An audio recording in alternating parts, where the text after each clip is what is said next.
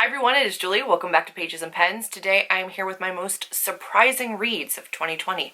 Let's jump right into it.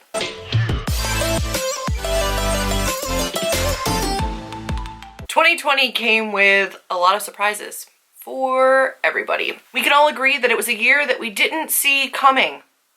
Who could have anticipated all of the things that we got gifted with in 2020? But among the biggest of my own personal revelations and surprises was the fact that I read so many thrillers and horror novels this year. I did not have my spreadsheet separated so that it had specific genres for thriller, horror, mystery. I just put them all as thrillers. So in my stats that are coming up soon, you're gonna see so many thrillers, but some of them were horror, and I loved them. I loved them so much.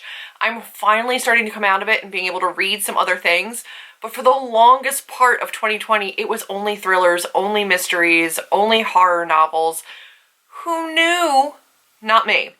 But there are some other surprises on this list. So I don't have a ton of books, but I do have some that may not have been favorites and may not have been disappointing, but were just overall surprises to me. And we're gonna just jump right into them. First up, I'm gonna start with something that I don't think is going to be of interest to everybody, but it's just craft books. I read a lot of educational style books. This is Mastering Suspense, Structure, and Plot by Jane K. Cleland. And this one is GMC, Goal, Motivation, Conflict by Deborah Dixon. I really loved both of these, creating character arcs. Save the Cat, I don't think was this year, but man, was that a game changer. So just in general, books on writing. Also, at the start of the pandemic, I went, you know what? If I'm going to be home, if I'm going to be stuck inside, if I have all this extra time allotted to me, I should do something with it. And I signed up for Masterclass. I have now watched every single masterclass on writing. There is one more that just got added, so I'm going to still do that one. And one just got added too on better sleep patterns and how to better understand sleep patterns. And my sleep patterns are all over the place. I don't sleep well at all. So I'm really excited about watching that one. What else did I watch? I watched Bobbi Brown's makeup one. And I have a whole notebook where I just wrote down all of my thoughts as I was listening to the master classes, any of my notes, and then also kind of my thoughts. So on the right hand side, I'll show you. I mean, it's right here. Why am I being elusive? This is my masterclass notebook. But I have on this side my notes from the class, and on this side how it might pertain to my story. I have Shonda Rhimes, I have Dan Brown, Judy Blume, James Patterson, David Baldacci, I don't know how to say his name, Margaret Atwood, R.L. Stein. There's a lot of authors on there, and I just kind of went through and took a whole bunch of notes. I'm significantly through the notebook after all of the classes, and they do come with workbooks and worksheets. I don't choose to print all of that stuff out, but I do save it all, and I have it all on a thumb drive so that I can access their worksheets and their practical handbooks at another time. They also have writing samples and things, and I found it really invaluable. So just in general, continuing to learn and hone my craft has been really surprising this year. Not that I've actively avoided getting better at writing, but this year I super committed to if this is a thing I'm going to do, let's do it the best I possibly can. And I went hard. That was the thing that I did this year. Also, nonfiction books. I read a lot of nonfiction. A lot of that was due to Black Lives Matter movement, to educating myself more, and that has continued. I have my spreadsheet open. Let's take a look at everything I read, because it wasn't a ton. Technically my writing books did count as nonfiction as well. So I had Creating Character Arcs, Structure, Suspense, and Plot, GMC, Goal, Motivation, Conflict. But then we get into the bulk of it. I had All Boys Aren't Blue, The Immortal Life of Henrietta Lacks. I had Homie by Danez Smith. I also had Don't Call Us Dead. I think that was also by Danez Smith. Stamped by Jason Reynolds. That was the abridged, more YA version, but that was the one that was on my Hoopla. So I listened to that one. So you want to talk about race? I listened to, that might have been all for nonfiction. I read a lot more from Black authors, but not from like the nonfiction genre. I read Fledgling by Octavia E. Butler and some other ones.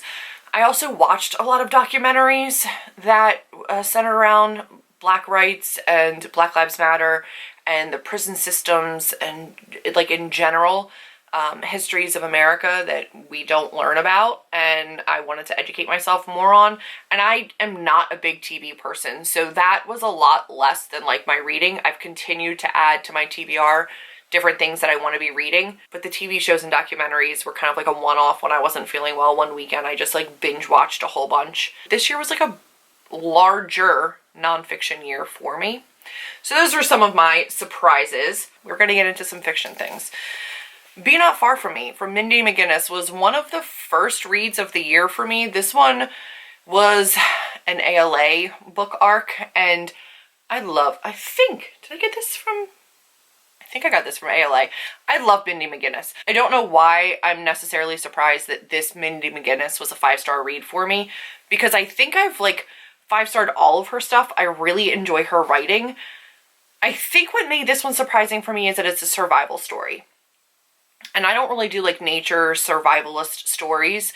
And this one also had a lot of very graphic body gore issues just because it is a survival story and there's injuries that occur in the field that need to be treated in the field. And it was, wow, was it a time. Like, it was a whole trip. But I liked it a lot. And I think it kind of started the spark of like thrillers and horrors and something a little bit more graphic and tense and anxiety inducing, and I don't know what, but it like got endorphins going where I was like, holy crap, this is not an easy read. Much like Heroine is not an easy book to read, but this one was like particularly just gruesome, and it worked for me. One of my other early arcs, this is The Patient by Jasper DeWitt, and holy crap, friends. This thing got like read and annotated it. I buddy read this, and the whole time was like, am I reading what I think I'm reading? This is terrifying. Like, I was laying in my bed reading it, had to get up, physically put my back to the headboard and be like, nope, I don't want anything behind me. I kind of don't want to sleep. I don't know what's happening. And then I went on this like spiral, because I think this was originally on Reddit, and I couldn't figure out if it was like a Blair Witch Project type of a thing, or if it had been actual documentation that somebody was putting on Reddit, or if they just put the fiction on Reddit first and then turned it into a book, or if it was actually based on something real. I spiraled after this book. Spiraled in a big way. But like this one, again, started that whole like, I could be down with horror in a big way, because even though, again, for this year's stats, this is marked as a thriller, this is horror. This is so terrifying. So terrifying. And it stuck with me. I read this really early. Actually, when did I read this? So I read this in March, like very early March. And it says that this was posted on Reddit March 13th, 2008. And I read it in March 2020. Yeah. Terrifying. Loved it. Similarly, You Let Me In by Camilla Bruce. This one is thriller, horror, mystery, maybe paranormal. Do we really know what's happening? Our narrator is kind of unreliable. Is something supernatural happening? Is it real?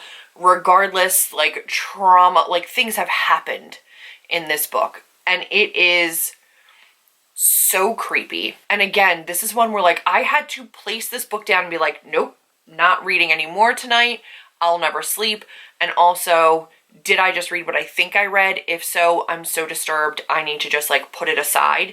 And it had you questioning things. Again, thank God this was a buddy read, because I needed to talk about this as I read it so much. But I really truly didn't think I was a horror reader. I didn't think I was like a thriller mystery reader. And these books truly proved to me that I was, and that I loved the genre. if it was done right. I will have a whole discussion video at some point in early 2021 where I discuss what I learned about myself through thrillers and what I learned about what I do and don't like in thrillers, because I want more recommendations. Like, I want to continue to read horror and thriller. Let's not leave the just straight thrillers out. This is a murder mystery thriller. This is Rewind by Catherine Ryan Howard. This is a very shiny arc, and it sat on my shelves, and I was like, I got it because, like, interesting, but I don't think I'm ever going to really read it. I was with people that were, like, thriller fans, so I went with them to stand in line to grab books, and I just picked this one up because it's about somebody who's at an Airbnb. Something happens, and it's captured in a camera that the Airbnb owner put into the alarm clock. And the person that's staying there is murdered, and it's caught on the camera that, like, this pervy creeper put into the clock at the Airbnb. We were staying in an Airbnb at the time because we were in New York for BEA, and I was like, ooh, that's super freaking creepy. Let me pick that up. And then I never read it. And then I picked it up this year, and it blew my mind. And since then, just out of shot up here is every book by Catherine Ryan Howard. I went back, I read her first 2 books, I read this book, and I read The Nothing Man by her. I read all 4 of her published works this year because I loved this one so much. And again, this takes place in found footage off of a video camera in the alarm clock.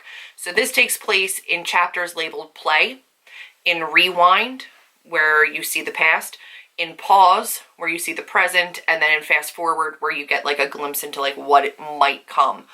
And it was so smartly written.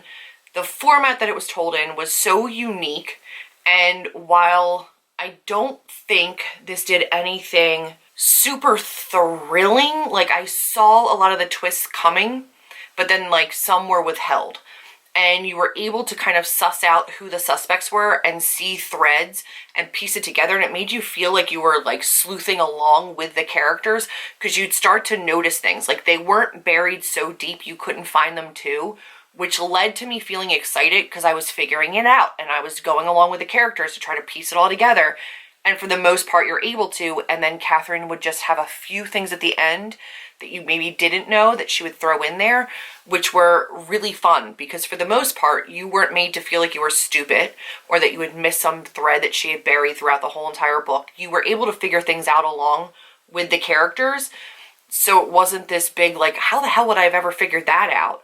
You're able to kind of feel like you're getting it along the way. And it was just brilliantly written in terms of formatting.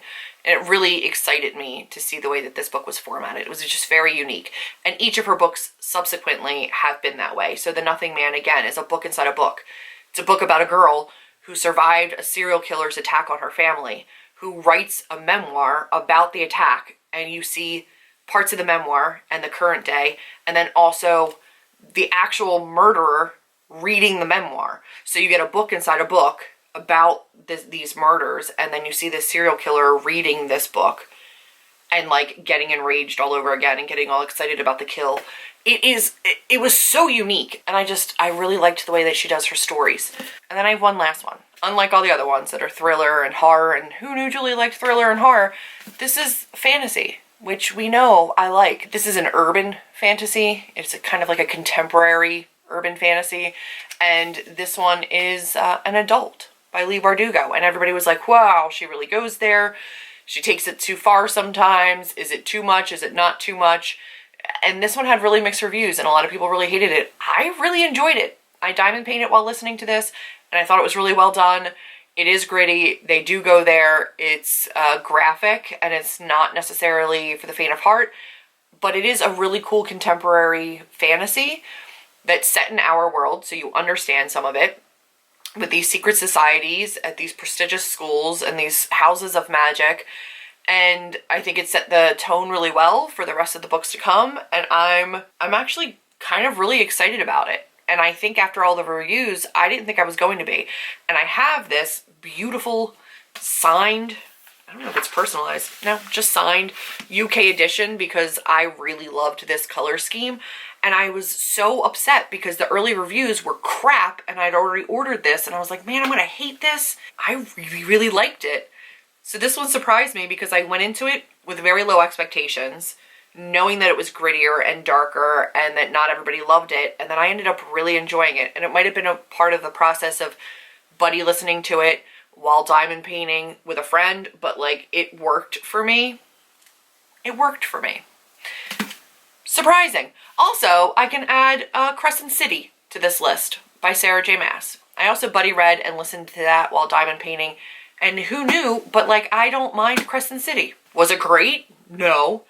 Do I need to own it? Nope. But like I didn't hate it. I will also say If We Were Villains by M.L. Rio. Is that who wrote that? I've since unhauled it because I don't need it. I did like that. And I didn't think I would.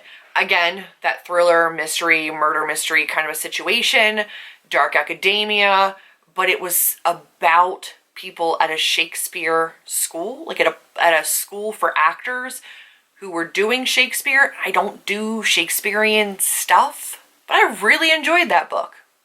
That was another one that did I listen to that or did I read that physically? I think I listened to it, but I had the physical book. Anyway, it worked for me. Who knew that was going to work? But it did. All in all, it was just a very surprising year. All of those surprised me in a very good way. You got my disappointing books, my like, I really wanted more and then it didn't work.